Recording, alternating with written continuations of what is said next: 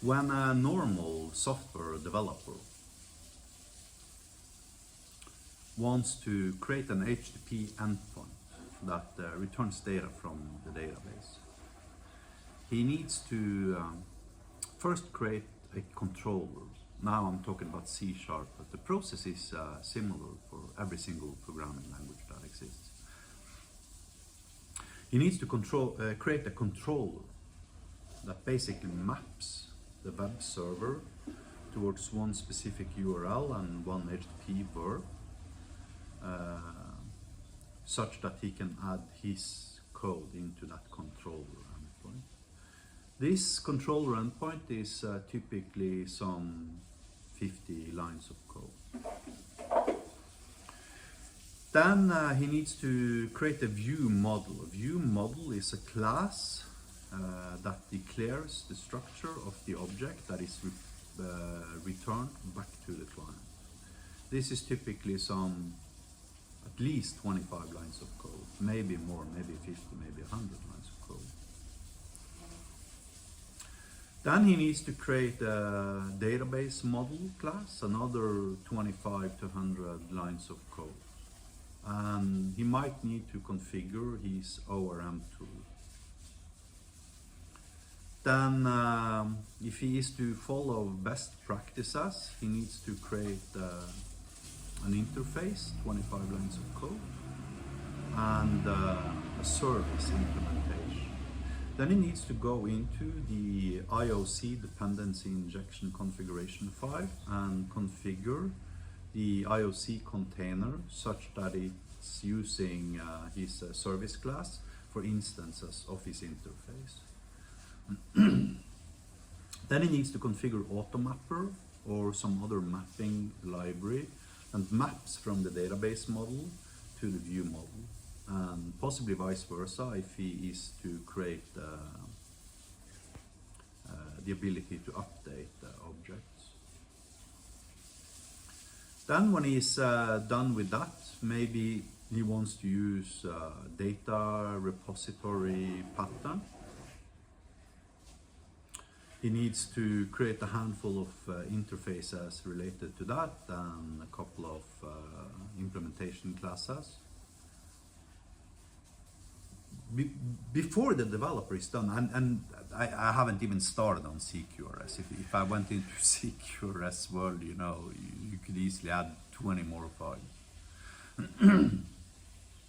Before the developer is done, he has touched roughly 10 files. For a simple freaking endpoint that returns data from the database. So he's touched about 25 files and created somewhere between 100 to 500 lines of code.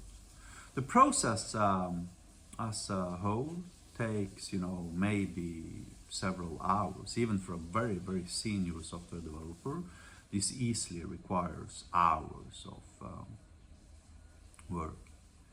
And I haven't even mentioned the testing parts. If the guy needs to create unit tests, which of course every single traditional software development company out there will demand from its developers, then he needs to create a mock object, because unit tests aren't supposed to touch neither networking nor disk I/O at all.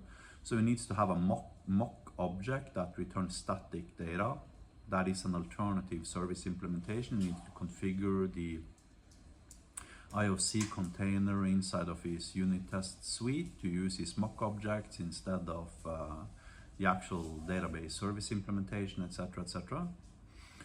So we're talking about anything from 5 hours to a couple of days, one software developer, and this is a senior software developer. If you're talking about a junior software developer, he's easily going to spend a week figuring out how to map everything together. And you've touched 25 files. And when you are doing a change, you often need to change and edit code in 5, 10 different files to apply a tiny little change. If you want to tweak your endpoint or your SQL, you typically need to go into 5 or 10 different files to edit them. And if you forget one of the files, then something goes wrong. So now have that process in mind, and let me show you how I do it. This is how I would accomplish the same task. Here I'm inside of a Cloudlet. This is Magic Cloud, of course. Then I'm going to go to SQL Studio. I've already installed a Chinook database here. You can see the structure of the database here. And this database has a couple of example snippets. Let's say I want to get the rock listeners. Okay, here's an example SQL that comes with the database. As you can see here, it returns email, first name and last name of all users that are listening to rock. Okay, so now let's copy this SQL. Let's go to create. Let's go to endpoint generator. Let's click SQL endpoint generator. Let's paste in the code. Let's generate the need the HTTP method. Let's generate the endpoint. And let's go back to manage endpoints in a different browser. And here's my endpoint.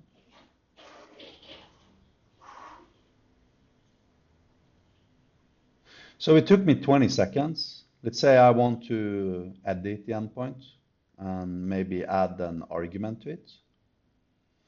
Okay, and c.email like at filter, add argument, filter, save, generate, and now I got to overwrite. Now if I refresh here, I search for Chinook again. You will now see that the endpoint takes an argument. If I write %gmail.com, it's only going to return users listening to rock that has a Gmail email address. I took a process that requires 5 hours to 5 days, depending upon the seniority level of the software developer and or the requirements from his employer. And I reduced it down to 20 seconds. Something you could clearly see from the above, from the previous video, parts of the video. And you can ask any single software developer in the world. My first description of how a traditional software development department would do it is industry standard. I have worked as a senior software developer for 25 years. I've never worked for a company that did not do it that way. But me, by taking the SQL and simply pasting it into the frickin' endpoint, could therefore improve the velocity of my ability to deliver software 10,000 times, literally. I can move 10,000 times faster than a traditional software development department can. And the reasons for that is so-called best practices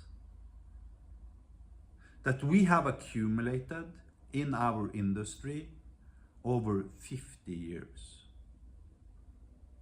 Now, of course, the big joke is that these so-called alleged best practices, they're rubbish. KISS. Keep it stupid simple.